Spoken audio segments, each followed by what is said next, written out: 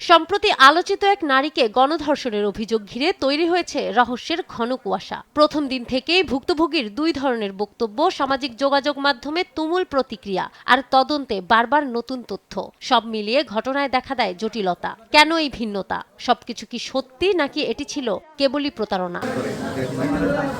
ঘটনার শুরু ৯ ডিসেম্বর রাত ৮টার দিকে। শরীয়তপুর বন বিভাগের সামনে সড়ক থেকে অসুস্থ অবস্থায় এক নারী ও তার বন্ধুকে উদ্ধার করে সদর হাসপাতালে ভর্তি করে স্থানীয়রা। হাসপাতালে তিনি নিজেকে অনার্স শেষ বর্ষের ছাত্রী হিসেবে পরিচয় দিয়ে অজ্ঞাত ৩ যুবকের বিরুদ্ধে ধর্ষণ ও ছিনতাইয়ের অভিযোগ আনেন। দাবি করেন বন্ধু সজীবের সঙ্গে ফিরছিলেন। এমন সময় কয়েকজন তাকে জোর করে বাগানে নিয়ে মারধর ও একাধিকবার ধর্ষণ করে।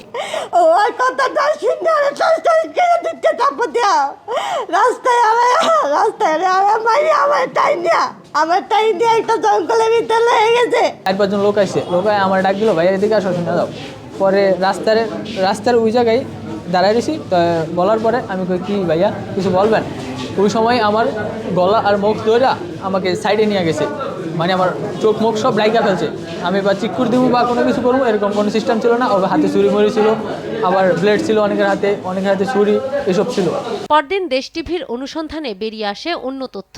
জানা যায় ওই নারী কোনো কলেজ শিক্ষার্থী নন। তিনি ৩ বছর আগে সজীব নামের ওই সঙ্গীর সঙ্গে সম্পর্কের কারণে স্বামীর সঙ্গে বিচ্ছেদ ঘটে তার। সেখানে 2 সন্তানও রয়েছে। এর মধ্যে রাতেই সামাজিক যোগাযোগ মাধ্যমে ছড়িয়ে পড়ে কলেজ ছাত্রীকে গণধর্ষণ খবরটি। দ্রুতই বিষয়টি আলোচনার কেন্দ্রবিন্দুতে চলে আসে। ঘটনার সঠিক তদন্ত দাবি করেন স্থানীয়রা।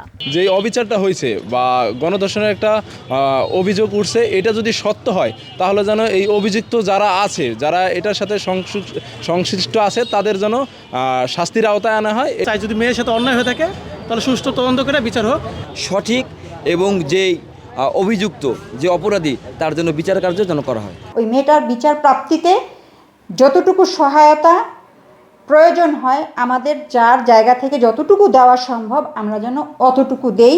তদন্তে দেশ টিভির টিম পৌঁছায় বন বিভাগের কার্যালয়ে। ঘটনাস্থলে তখন উপস্থিত ছিলেন বন বিভাগের মালি জাকির হোসেন।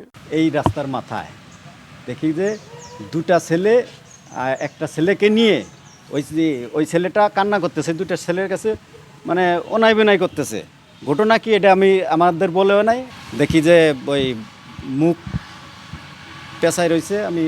এদিকে বুধবার বিকালে সদর হাসপাতালে সম্পন্ন হয় ভুক্তভোগীর মেডিকেল পরীক্ষা। প্রাথমিকভাবে ধর্ষণের আলামত না মেলায় ডিএনএ পরীক্ষার সুপারিশ করা হয়। ফিজিক্যাল এক্সামিনেশন করে তার কোনো ইনজুরি মার্ক পাইনি এবং প্যাথোলজিক্যাল এক্সামিনেশন যে আমরা ভ্যাজাইনাল সোয়াব এক্সামিনেশন করি, সেখানেও কোনো আমরা স্পার্ম পাইনি।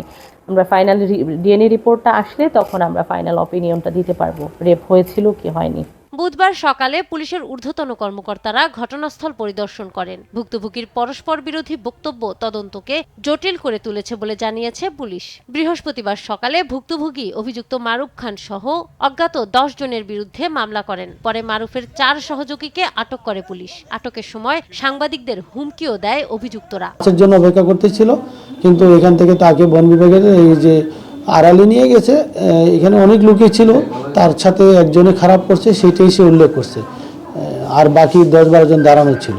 এর মধ্যে আমরা আইডেন্টিফাই করে 4 জনকে গ্রেপ্তার করছি, বাকিগুলো গ্রেপ্তারের প্রক্রিয়া অব্যাহত আছে। ঘটনার ধারাবাহিকতায় সবার চোখ এখন তদন্ত রিপোর্টে, যেখানে বেরিয়ে আসবে ঘটনার প্রকৃত সত্য।